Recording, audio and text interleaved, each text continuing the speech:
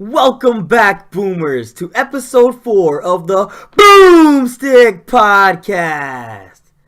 It's been a long time since we've done this, Aaron. A lot of things been happening in the sports world. Yeah, things like the Olympics, and NBA, NFL, just crazy things that happen around the sports world. Oh yeah, it's just we got spring training starting, and the MLB season's right around the corner. Yeah, there's been a lot of changes in the NFL, from teams dropping many players and players retiring and trades. So it's gonna be an action-packed episode. Oh yes, stay tuned, Boomers. Here we go. All right, so one of the biggest questions going around the league right now for the NBA is who's going to be the MVP of the NBA season. Wow, we're in the second half now, guys, and the NBA season's starting to wrap up here. We're going to have playoffs coming up soon, and to be honest, I'm going to say James Harden for the Houston Rockets. The guy's just been playing unbelievable this year. I think really ever since he's been drafted by the Thunder, he's been such an underrated player, and I think this is finally his year. He's showing everybody that he deserves to be an MVP. Well, I may not have the same opinion as yours, and it may not be the same opinion as so many other people in the world right now, but I believe Anthony Davis is going to win it. Wow. He's been so underrated this year. He's been the first person since they started recording stats to ever get 45 points, 15 rebounds, 5 steals, and 5 blocks in a game. And that's just this season. For something else, he's also put up 53 points and 17 rebounds in another game. So it's been crazy. Yeah, he's definitely an underrated player. I would say a lot of people overlook him, but I don't know. I think Harden has the Rockets in a great spot right now, and I think they're going to be competing in the Western Conference Finals. So, what do you think? All right, so before the podcast started, we started recording, I looked up what's the definition of the most valuable player.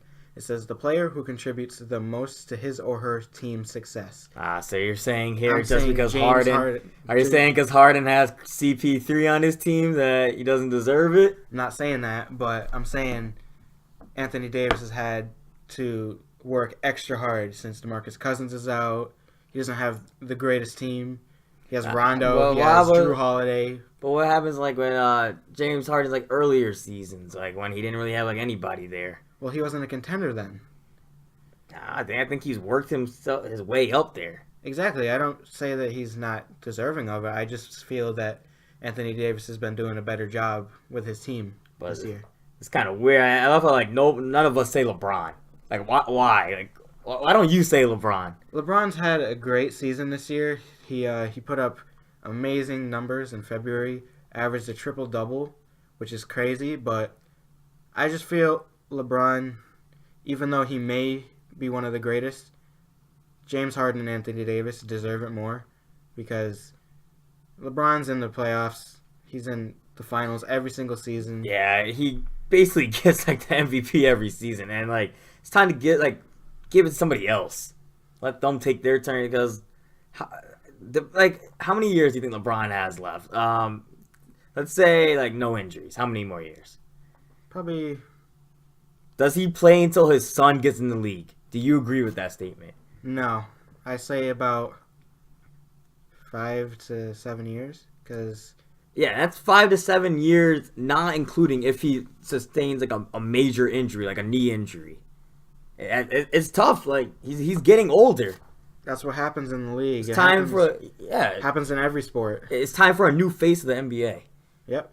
And I believe that Davis is going to be one of those faces. Yeah, James Harden, Davis, Curry, Kyrie, he's underrated too. Yeah, it's crazy. It's almost LeBron's journey is almost over, guys. For you Cavs fans out there, it's been a great run. He's shaped the NBA and he's changed it so much, and has paved the path for these growing NBA players like Antetokounmpo. So.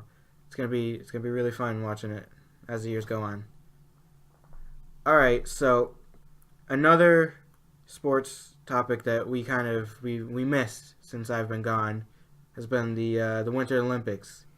It's been crazy. It's been a lot of things going around. The Winter Olympics was just an awesome event. If you guys didn't get to watch it, I would definitely say maybe watch some highlights from it. It was just awesome this year. So here's the top 5 recap of the Olympics. So Norway came in first with 14 gold, and Germany came in second with also 14 gold. But the reason Norway is in first is because they got more overall. They had 39 overall medals for their team. Coming in third place is Canada with 11 gold. Fourth place is USA with 9 gold. Yeah. What's up with the USA team? You think they're just weak in the Winter Olympics and they only show up for the Summer Olympics? Yeah, they're not as great as when they're in summer. Yeah, they haven't shown up. We have some great people like Shaun White and everybody, but I don't know. I think that was just a weak performance for USA, and I think we could have done better. We could have done way better. That's one of the lowest gold medalists we've had in forever. And coming in last place, fifth place out of everybody would be Netherlands with 8 gold. Also, so going back to Norway, Marit Bjorn set the record in skiing for 15 medals, which is crazy. So for this Winter Olympics, this guy got a total of 15 medals. That's ridiculous. Like, he set the record for the most medals in a Winter Olympics history. That's just crazy. 15 medals. Yeah, I can't even dream of getting 15 medals. I can't even dream of getting 1 medal. Like, I don't know. It's like, even like, it doesn't matter if I'm doing like Summer or Winter Olympics. That's just crazy. Who, as a kid, like, yeah, you dream, but you don't think you're actually gonna get like 15 medals or something. I don't know. That's just crazy to me. I don't know. Just the amount of heart and dedication that Bjorn put in. He put on a lot of hard work, and he helped his team definitely with their 39 total medals. Well, Shaun White from USA won the most gold medals at the Winter Olympics by a snowboarder, with 3 total gold medals there, which is crazy. Because gold, that's coming in first in 3 different categories. Guys, definitely check out Shaun White's highlights from this Winter Olympics. He came in and just like outperformed everybody. He was amazing. Even though he's been in the game for a very long time and he's getting older, he still showed up like he's one of the rookies, and it's crazy that he put up the numbers he did when there's so many other people that came. There's so many younger people, we should say, and his time may be coming up to an end because it's take a long time for the next Winter Olympics, but he definitely performed for USA, and we're proud to have him. Exactly. And from Russia, a Russian 15-year-old, 15. That's crazy. That's younger than Aaron and myself, guys. We have a 15-year-old here. She's has the highest woman figure skating score ever in a Winter Olympics. She scored 82.92, and with breaking the record being 81.61. And she's 15 years old. Can you imagine this? How many more years to come she has? I don't even know what I was doing at 15. Like, I was probably sleeping. 15 years old. That's crazy. What was that, 10th grade or something like that? That's 10th grade. It's Jeez. It's crazy to see that someone so young can be something so amazing. See, that's what happens when you have the heart and dedication. When you have a passion for something and pursue your dreams, that's what happens. She's achieved. She's achieved something that I will never do. So and it's crazy that she did all of that by herself. Exactly. And even though she's not from the USA, I don't care. I'm proud. That's a 15-year-old out there showing up people who are in their 20s, their 30s. She just beat everybody. And I can't believe it. Years to come, will she break her record? Will she break her new record? I feel like she can.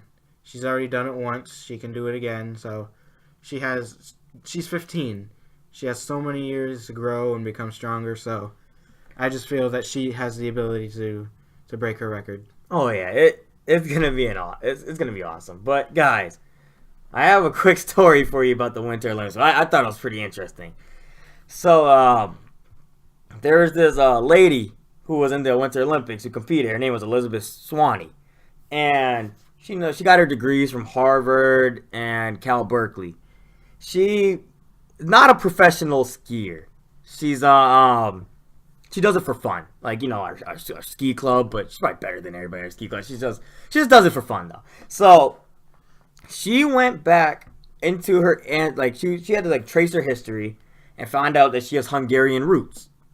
So she went to and for the Hungarian Olympics teams, they take people who win in the top 30 of their competitions here. So she went in to a few Hungarian competitions where there were less than 30 people competing here. Meaning that she secured a spot on the Hungarian national team.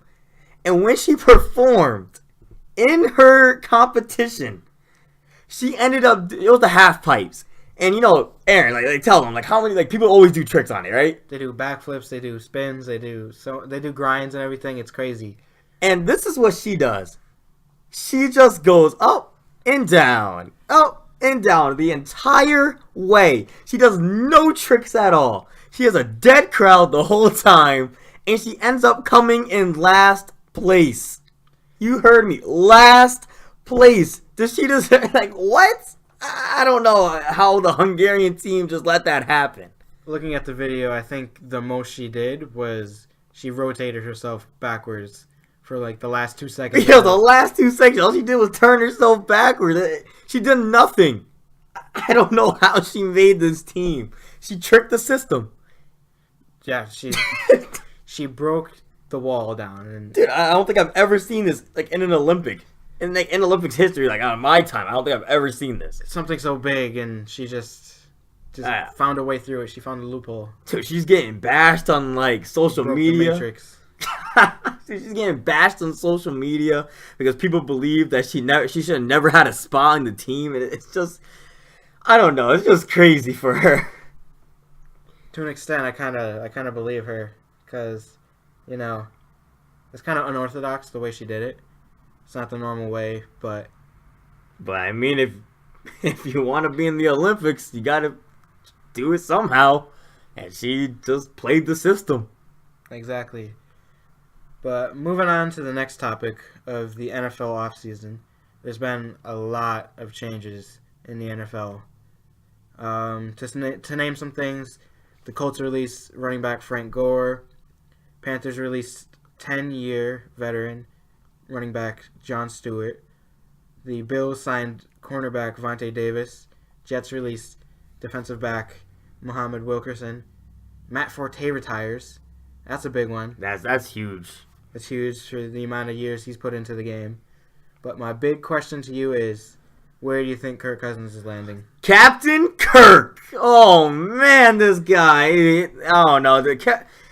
I think he's a solid player, but he's not A-plus level yet. And to be honest, I don't think he'll ever reach A-plus level. I don't care how much money you give him. I think he'll give you a solid effort, but he's not making it to no Super Bowl, and he's not going to win you a championship. I don't care. That's my opinion. He's subpar at best. I don't think he's winning any MVPs, setting any records. He's not your Tom Brady or Aaron Rodgers or any of your elite quarterbacks. He's there for a good time, not a long time. Yeah, exactly. But to answer your question, well, this is how I think about it. If he wants to go onto a playoff contending team, I can see him going to Denver. Okay. And I don't think Denver will actually pay him that much, to be honest. Because Denver's looking at Baker Mayfield in the draft, and people think he's going to be a next elite quarterback. He can run, he can throw, has an arm and everything. But if not, the other two options, there's the Browns and the Jets. I think that he's going to the Jets. The Jets already said that they're willing to pay anything to get Kirk Cousins. Guys, They are willing to pay over $100 million for this guy, which is a big regret in my eyes. They can spend so much more and get more talent than Kirk Cousins. Sure, he has great fantasy seasons, but that's fantasy football. He's not a great team player. He's like not good. He hasn't really done anything for the Redskins. They were trash for like every season. I don't see him doing well on any other team. Like you said, the Browns, they already have like 10 quarterbacks already. I mean, like I can see him going. That's where the quarterbacks go to die. Oh yeah, Robert Griffin III. What happened to that man? You guys even know Johnny Manziel? Exactly. Joining the XFL. Yeah, XFL. And they said they might not even be able to join the XFL because of all his drugs he's been taking and the alcohol. Man, that's where his career died. The minute he got drafted by the Cleveland Browns. Browns are just bad luck. I hope Kirk Cousins doesn't land in Cleveland because I have high hopes for him. I think in any other team he might do, somewhat better than the Redskins. But I can see him going to one of these suckers teams, guys. He wants the money. When it comes down to it, he wants that check. Exactly. And the Broncos, they will pay him, but they won't pay him that much. Because they'll just see him as a nice quarterback and then probably get them into the playoffs. If Kirk Cousins is smart, he would sign with the Broncos, but I don't see him doing that. So, but let's say I actually had a question for the Broncos, right? If they don't sign Captain Kirk, who do they get? You think? You got quarterbacks like Teddy Bridgewater, Case Keenum, like Sam Bradford, all in the free agent market. What are we doing here? All right. On top of the draft, I don't see them taking anyone in the draft. You don't think so? I don't see Baker Mayfield going to them. Baker Mayfield kind of seems like a Johnny Manziel to me. Yeah, to be honest, I don't think. I mean, yeah, he had an excellent college career at the University of Oklahoma. He's a Heisman Trophy winner. So was Johnny Manziel, and he's not playing in the NFL. So was RG3. Exactly, and so was Tim Tebow. I don't see him going to a good team. I don't think Baker Mayfield will end up being like an excellent quarterback in the NFL to me. I don't see it. But a lot of people say that they want him. People don't say. He said he would love to back up Tom Brady. That'd be amazing because what's wrong with all of these teams drafting rookies and everything from the draft is they really have no experience. They have no veteran eyes to give them help at all. So they're just stranded. Like RG3 had to figure things out on his own in Washington. Johnny Manziel had to figure things out on his own. He had no veterans to help guide him through everything. So if the Patriots were to draft Baker Mayfield, I feel like he'd be the next star of the Patriots. I don't think he will. I just think he's like a totally different player from Brady, and I don't think he's going to be good at all. Like I don't care if it's Brady, Aaron Rodgers, or these elite quarterbacks training him. I don't think he's going to be good. I think that's just a waste of a draft pick. And especially people are saying he's going top 10, maybe even potentially top 5. I don't see it. I don't see why. Yeah, the Patriots are smarter than that. They use their draft picks wisely. They'll pick something. They when they got Jimmy Garoppolo, what round was that? The 4th round? 3rd or 4th round? It was late. He's from a no-name college. Division III football. And look at him. He's the highest paid quarterback in the NFL right now for the 49ers. I see that man going really far. That man got a payday. Was like 158 mil. It's way more than all. He only played like 4 or 5 games in the NFL for the 49ers, and he got $158 million. He's going to be one of the greatest quarterbacks of today. He's going to be up there with Aaron Rodgers. He's going to be up there with Brady. He's trained with Brady his whole career. He's been the backup to him, so he's seen the greatness. See, I say like he's going to be great. I know he will be great. But I still don't think he deserved $158 million. It's too much, but I see what the 49ers are doing. They want him to stay. And he's a great quarterback. I would love him to stay, but $158 million? The guy only played 5 games for the team. Man, and it was late in the season when all the injuries already occurred and everything. That's what happens when you're desperate as a team. You have to find what's good and you have to keep it. I don't know. I could be a total idiot here, guys. He could be the next elite quarterback in the NFL, and he might be the person to deserve the $158 million. But I don't think that this time is the right time for him to get that much money. I'm gonna have to disagree. I see him as an elite quarterback. I already see him better than Joe Flacco. The stats that he put up. He went on a 4-game winning streak. He won all the games he started in. He turned that 49ers offense into an offense that drives down the field and scores touchdowns. Don't forget, Flacco is a Super Bowl MVP. Was the Super Bowl MVP. But don't forget he is, though. He was one. Exactly. Where is he now? But what did the Ravens do last year? It doesn't matter. Does he have a Super Bowl MVP? Not yet. Because he didn't have the ability to. Yeah, but... Behind Brady? But it doesn't matter, Garoppolo didn't have the ability to be the MVP. But you can't just say he's better than a Super Bowl MVP winner. He's better now. I don't know. Flacco has been playing for a long time. Yes. He's had great seasons. Yes. I understand. Jimmy Garoppolo hasn't played a full season. You're jumping the bus here. Let him play in a few seasons, then we can discuss if he's better than Joe Flacco. All right, when we're on our 100th episode, we're coming back to this. Oh, you already know. Will we, what was it? It'll be like Jimmy Garoppolo's end of first season or something like that. Something like that. We'll come back. We'll come back for you, boomers. Don't worry. But I want to talk to you about the coach release of Frank Gore. Veteran. Frank Gore? You think he's retiring? He's done? Yeah, he was trash last season. Hall of Famer? He's had a Hall of Fame career. You got to think about this. He's had a great career. I see him waiting a while to get into Hall of Fame. I can see him being a future Hall of Fame. I don't think he's the first ballot. He's not first ballot. But his stats are really good. His career stats are amazing. Over 12,000 rushing yards? That's amazing. 49ers, his career on the 49ers was amazing. But I just don't see him becoming a first ballot Hall of Famer. I don't see that much either. Speaking of another running back retiring, how do you feel about Matt Forte retiring from the NFL? Matt Forte, he's had his years. He's had a lot of injuries, though. He was an elite running back in his prime. Yeah. And now, I don't think he needed to retire just yet. I think he had maybe 2 more seasons in him. You think he's going to be a Hall of Famer? No. Yeah, no. If they give one out to Forte... I don't think he's going to be a Bears Hall of Famer. No, I don't... he had great seasons, but I don't see him as a Hall of Famer. If they give him a Hall of Fame, they better give out Hall of Fames to the lowest named players ever. Because I don't see him up there with LaDainian Tomlinson. I don't see him up there with Randy Moss. Dude, don't disrespect these Hall of Famers. Oh my goodness, dude. That's what they would do if Matt Forte is not on their level. Gotta burn down Canton over there, man. I don't know if that man gets in. Jeez. It's crazy if they do, so, Alright, guys. Another major sport. Baseball is finally back.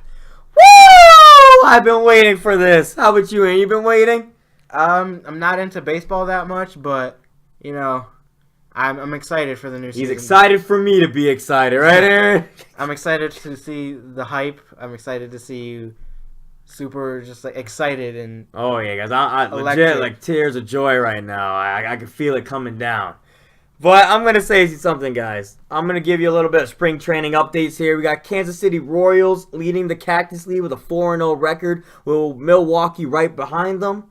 And we also got the New York Yankees leading the Grapefruit League. And if you guys don't know, Grapefruit League's in Florida, Cactus League's in Arizona, and they're leading that with a 6-1 record, with Miami Marlins surprisingly behind them, and the Red Sox with a 6-2 record. They're definitely it's gonna be a great season. I'm so excited for it to be back. As a Yankees fan, I love the success I'm watching right now with all the prospects, because if you guys aren't a baseball fan, the Yankees usually tend to sign older players, and it gets so annoying. I hate seeing Carlos Beltran, and this man's 13th season, and he's getting injured every 2 weeks. So to see that we have these prospects coming up through the system and doing good, Miguel Andujar, guys, you guys don't even know who this is. Hit 2 home runs tonight. I'm excited for it to be back, and it's gonna be a great season. There's top-notch teams like the Astros, the Dodgers, the Yankees, the Red Sox, the Cubs, and it's gonna be awesome to see which team ends up on first, guys. Maybe jumping the gun a little bit, but who do you think's gonna win the World Series this year? Wow. Before I'm gonna say who wins the World Series, Who's going? Who's going to the World Series? I can wow. Hands down, I believe the Yankees are going. I think the Yankees are going. Yankees are definitely. Last year they were within one game of going to the World Series. Yeah, one game. And this year they have Giancarlo Stanton. Guys, Giancarlo Stanton, last year's NL MVP, NL home run leader. Woo! 50 plus home runs here, guys. And don't forget, Miami Marlins ballpark is way bigger than Yankee Stadium. Yankee Stadium's right field is the shortest in the MLB right now. So imagine with the power Giancarlo Stanton has, just imagine how many homers he can hit over that right field fence. It's going to be an amazing season for Giancarlo Stanton. With the trade happening between Giancarlo Stanton, many people are forgetting about Aaron Judge. How do you feel about that? Aaron Judge, he's an excellent player. Is he gonna live up to his rookie season? No. There's no way he's going to hit over 40 home runs this year. I'm sorry. I'm a Yankees fan, but he's not doing it. I can see him hitting 30, maybe 30 to in between 30 to 40, but this is what happens with Aaron Judge, right? He had a tremendous first half to his rookie season. What do you have, 30 home runs in the first half of the season, guys? And then after the All-Star break, the pitchers learned how to pitch to Giancarlo. I'm sorry, guys. Aaron Judge. He can't hit a breaking ball. So if the pitchers this year continue to throw him breaking balls, I can't see him having the success he had, because his second half of the season was terrible. His playoffs was terrible. He had the most strikeout streak ever in MLB history, and that's terrible. But I still see he's a power guy, so he's going to hit it out of the ballpark or he's going to strike out. That's the type of player he is. So, Yankees, American League, who are you saying National League?